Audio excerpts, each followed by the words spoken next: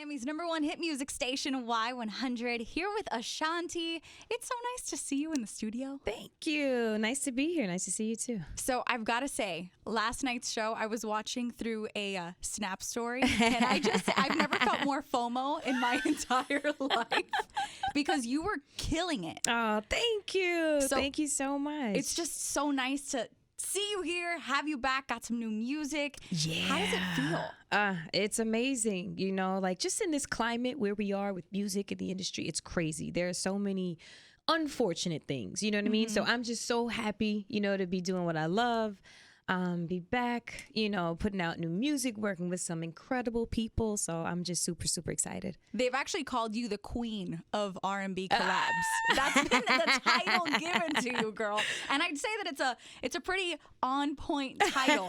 I mean, right now you're working with Ty Dolla $ign on Say Less. So how is that? How did that come about? Oh my gosh, it's so funny. My brother. His name is Slow. He's kind of like A&R in my project. So he knows every living human being in the music industry. So I was talking, we were just talking about who I wanted to work with.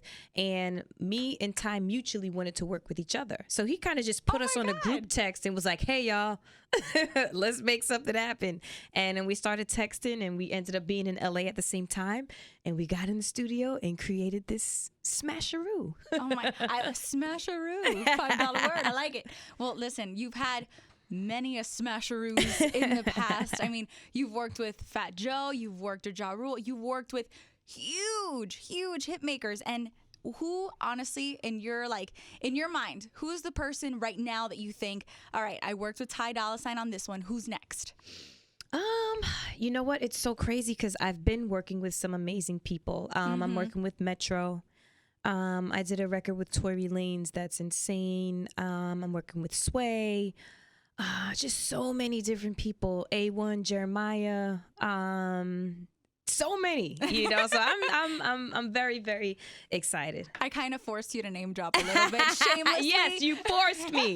I did it. I'm sorry. It's my job. I had to. But I also wanted to talk to you a little bit because not only are you working in the studio, behind the scenes on the music, but you're working behind the scenes and on screen on a new movie. I saw that you're executive producing as well. So how was that? You know what? It's very different. It's different than the music thing. With film, you're a different character, playing behind the scenes and like the business aspect of executive producing, it's a different layer. Yeah. You know what I mean? Of business. But just being a different character and shooting in New York City, the film is called Stuck. And it's basically about 7 different people from 7 different cultures and walks of life being stuck on a subway train in the summertime in New York. So, yeah, the stereotypes come out. It gets kind of heated. And it's a really good piece because when we filmed it, it's crazy. We filmed it, I think it's like 3 years ago now. Oh, wow. And when I was talking about it, I was like, wow, this message is so relevant. And now, 3 years later, it's still, if not more, relevant. You know what I mean? For people just to see. So I'm really, really excited about it. I mean, you can only imagine if you did the project, worked on it 3 years ago, now it's relevant more than ever. 10 years from now, 20 years from now, that is going to resonate so much. Exactly. So it really goes to show, girl, your music has also resonated so much. I know that you helped a lot of people post breakups with Foolish and my God, I'm not even gonna lie. I used to listen to that thing on repeat. But so with your new music now, you've said in the past that this is more of a raw sound. And so when you're in the studio, how is it kind of channeling that? You know what? Things happen in real life. And when I write about real life experiences. And sometimes you go through some of the hardest things. And it's like, for me, it's therapeutic to just kind of get it out. Yeah. So this time around, there's been a lot. It's a lot to talk about.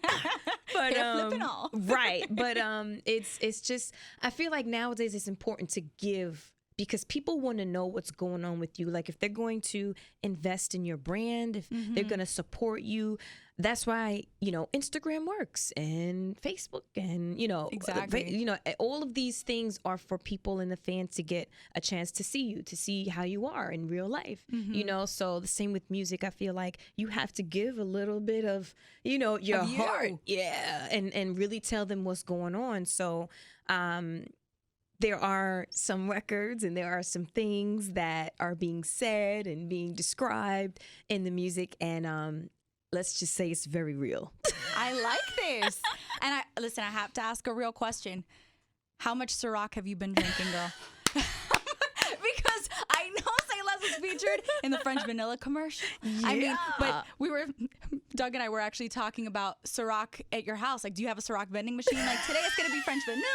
Maybe I'll go for the original flavor. Like, you know what's so funny? Shout out to my big brother Puff. I definitely have a whole lot of variety of Ciroc in the house. 1,000%.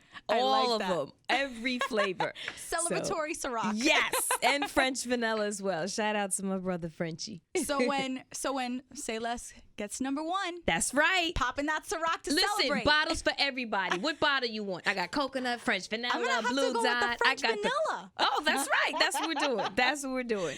Perfect. Ashanti, thank you so much for joining us. Thank you.